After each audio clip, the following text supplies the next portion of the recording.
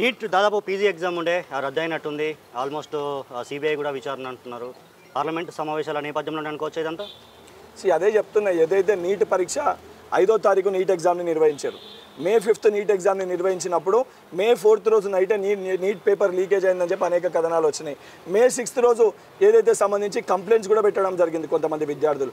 Cut చేస్తే ఏదైతే June 14th release చేయాల్సిన రిజల్ట్స్ని ఎక్కడన్నా రిజల్ట్స్ ఇంకో 10 రోజులు పోస్ట్ పోన్ అయితే తప్ప ఉద్దేశపూర్వకంగా పార్లమెంట్ ఎలక్షన్స్ రిలీజ్ అయిన రోజు సాయంత్రమే ఏదైతే రిజల్ట్స్ రిలీజ్ అయితే ఇష్యూ పెద్దగా కాకుండా ఉంటుంది. పార్లమెంట్ ఎలక్షన్స్ సంబంధించి ఆ పెద్ద సినారియోలో ఈ చిన్న విషయం బయటికి రాదని ఉద్దేశపూర్వకంగా పార్లమెంట్ ఎలక్షన్స్ రిలీజ్ అయిన రోజు సాయంత్రము నీట్ ఫలితాన్ని విడుదల చేశారు.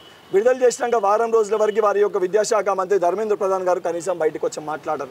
నేషనల్ టెస్టింగ్ ఏజెన్సీ ఎవరైతే దొంగతనం చేసిరో ఆ వ్యక్తి చేతికే మళ్ళీ తాళాలు ఇచ్చి దొంగతనం ఎవరు చేసిరో కనిపెట్టు అని చెప్పి ఆయనకే చెప్పారు. దాని తర్వాత పేపర్ లీక్ కాలేదన్నారు.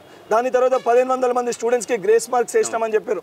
ఒక్క సెంటర్లో ఎగ్జామ్ నిర్వహించడం ఆలస్యం అయితే ఏ పబ్లిక్ సర్వీస్ కమిషన్ కానీ సెంట్రల్ బేస్డ్ ఎగ్జామ్ కానీ 1 నిమిషం 2 నిమిషాలు 3 నిమిషాలు 4 నిమిషాలు 5 నిమిషాలకి మినహాయించి విద్యార్థులు ఎగ్జామ్ రానికి లేట్ అవుతే ఆ ఎగ్జామ్ని మళ్ళీ ఆ స్టూడెంట్స్కి కండక్ట్ చేయడమో లేకపోతే ఆ సెంటర్లో ఎగ్జామ్ క్యాన్సిల్ చేయడమో జరుగుతుంది తప్ప అర్ధ గంట 40 నిమిషాలు 50 నిమిషాలు విద్యార్థులు లేట్ వస్తే నిమిషానికి 2 మార్కులు నిమిషానికి 4 మార్కులు అని చెప్పి 70 మార్కులు 100 మార్కులు ఇప్పటివరకు భారతదేశ చరిత్రలో లేదా ఏ దేశ చరిత్రలో కూడా ఏ విద్యార్థులు కూడా ఆ రకంగా గ్రేస్ మార్క్స్ వేసిన పరిస్థితి లేదు. ఇందులో 100% ఎన్టీఏ భాగస్వామ్యం ఉంది. బీజేపీ పెద్దల హస్తం కూడా ఉంది కాబట్టి చాలా స్పష్టంగా బీజేపీ పార్టీ దీన్ని కప్పపుచ్చే ప్రయత్నం చేస్తుంది. ఇవన్నీ ఎక్కడ బయటికి వస్తాయి అని చెప్పి స్థానికంగా తెలంగాణ రాష్ట్రంలో బీజేపీ పార్టీ కేంద్ర మంత్రులుగా ఉన్న బండి సంజయ్ కిషన్ రెడ్డి గారికి ఈ అంశాలపైన సమాధానం చెప్పి ఒక బాధ్యత లేదు. కానీ టీఎస్పీఎస్సీ గ్రూప్ 2 పోస్టుల పెంపు గ్రూప్ 3 పోస్టుల పెంపు అని చెప్పని ఇష్యూని డైవర్ట్ చేయడానికి వాళ్ళకి సంబంధించిన వాళ్ళ యొక్క విద్యార్థి యోజన విభాగాలు ఈ సబ్జెక్టుని డైవర్ట్ చేయడానికి ఈ అంశాన్ని బయటికి తీసుకొని వస్తున్నారు.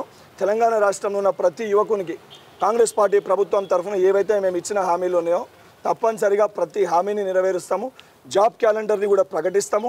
ఏదైతే గత ప్రభుత్వాలు 5 సంవత్సరాలు 10 సంవత్సరాల వరకు ఉద్యోగాలు వస్తున్నాయని ఏ బాధ ఆవేదన మీకు ఉండేనో ఆ బాధ ఆవేదన లేకుండా 9 రిక్రూట్మెంట్ బోర్డ్స్ సంబంధించి ఏ తేదీ ఏ ఎగ్జామ్ ఏ తేదీ ఏ రిజల్ట్ అని చెప్పే విధంగా మేనిఫెస్టోలో ఉన్న విధంగా అధికారికంగా కాంగ్రెస్ పార్టీ జాబ్ క్యాలెండర్ని కూడా ప్రకటించబోతుంది. అదే చెప్తే యూపీఎస్సీ క్యాలెండర్ ఎప్పుడైతే వస్తుందో వచ్చిన దాని లోపల 15 to 20 days లోపల తెలంగాణలో కాంగ్రెస్ పార్టీ జాబ్ క్యాలెండర్ని కూడా ప్రకటిస్తుంది. ఓకే, అంటే మొన్న కూడా చూసాం ఇందిరా పార్క్ వేదికగా నిరుద్యోగులు నిరసన తెలిపిన సిచ్యువేషన్ అయితే చూసాం. At the same time Balmoor Venkat మీద అయితే ఒక కామెంట్ చేశారు. బల్మూరు వెంకట్కి ఒక పదవి వస్తే అయిపోతుందా, తనకు ఉద్యోగం వస్తే అయిపోతుందా, నిరుద్యోగులందరినీ పక్క పెడతారా అంటే ఇప్పుడు కొంతమంది వ్యక్తులు ఎవరైతే మాట్లాడుతున్నారో బహుశా వాళ్ళు మర్చిపోయినరేమో. ఎవరైతే ఈరోజు దీక్షలు అని చెప్పి చేస్తున్నారో గతంలో మేము ఎటువంటి రాజకీయాల్లో లేమో అని చెప్పుకుంటూనే రాజకీయాల్లోకి వచ్చి బల్మూరి వెంకట్ మొదటికెళ్ళి కూడా కాంగ్రెస్ పార్టీ విద్యార్థి విభాగ రాష్ట్ర అధ్యక్షుడినే. బల్మూరి వెంకట్ గత 10 సంవత్సరాలకి వెళ్ళి పోరాడుతుంది కాంగ్రెస్ పార్టీ పక్షాన్నే. నేనేమి జర్నలిస్ట్ అని చెప్పో లేకపోతే నేనేమి సోషల్ యాక్టివిస్ట్ అని చెప్పి నేను రాజకీయాల్లోకి రాలి 100% నేను వచ్చింది విత్ ఒక పొలిటికల్ గోల్ తోటి. నేను కాంగ్రెస్ పార్టీ విద్యార్థి విభాగ రాష్ట్ర అధ్యక్షుడిని ఎన్ఎస్వై ముఖంతో బల్మూరి వెంకట్ వచ్చి కొట్లాడండి మొదటికెళ్ళి. అండ్ నేను చెప్పిన ప్రతి హామీ కూడా నేను సమస్యల్ని పరిష్కరించినా లేదా అని చెప్పి నన్ను కలిసిన డిఎస్సి విద్యార్థులను అడిగితే చెప్తారు. టెట్ నిర్వహించి టెట్లో క్వాలిఫై అయిన విద్యార్థులను అడిగితే చెప్తారు. దానితో పాటు ఏదైతే గ్రూప్ 1 పరీక్ష నిర్వహించి గ్రూప్ 1 పరీక్ష రాష్ట్ర విద్యార్థులను అడిగితే చెప్తారు. నేను ఒప్పుకుంటా 2-3 విషయాలలో కొన్ని సమస్యల్ని పరిష్కరించడానికి ఆలస్యమైందని. కానీ సమస్యల్ని పరిష్కరించడానికి ఆలస్యమైందని చెప్పి ఆ సంబంధించిన విద్యార్థులకి అందుబాటులో లేకుండా బల్మూరి వెంకట్ లేడు. బల్మూరి వెంకట్ ఈరోజు కూడా ప్రతిరోజు ఉదయం ఎమ్మెల్యే క్వార్టర్స్లో 8 నుంచి 10:30 వరకు ఏదైతే యువకుల సమస్యలు విద్యార్థుల సమస్యలకు సంబంధించిన అప్లికేషన్స్ నేను అక్కడ నుండి నేరే స్వయంగా స్వీకరిస్తున్నా. ఇది వాస్తవం కాదు. వెంకటన్న పట్టించుకుంటలేడంటే ఏదైనా రోజు పొద్దున్న 8 గంటలకు నా ఆఫీస్కి రండి, ఎంతమంది పిల్లలను కలుస్తారు, ఎంతమంది సమస్యల్ని పరిష్కరిస్తున్నాం అనేది మీకు చాలా స్పష్టంగా కనబడుతుంది. ఏవైతే మేము ఇచ్చిన 10 సంవత్సరాలు మేము ఇచ్చిన ప్రతి హామీ కేవలం యువకులకే కాదు విద్యార్థులకు కానీ బాసరా IIIT కానీ ఏదైతే కాకతీయ యూనివర్సిటీ ఉస్మానియా యూనివర్సిటీ మహాత్మా గాంధీ తెలంగాణ పాలమూరు శాతవాహన ఈ యూనివర్సిటీలో కూడా విజిట్ చేయడం జరిగింది. అక్కడున్న యువకులకు కూడా మాట ఇవ్వడం జరిగింది. దానితో పాటు ఏదైతే IIIT IITs వంటి యూనివర్సిటీని కొత్త వాటిని కూడా తీసుకొస్తామని చెప్పినాం. ఇంజనీరింగ్ కాలేజీలకు సంబంధించి దానిపైన కూడా కొన్ని రిస్ట్రిక్షన్స్ చేస్తామని చెప్పినాం.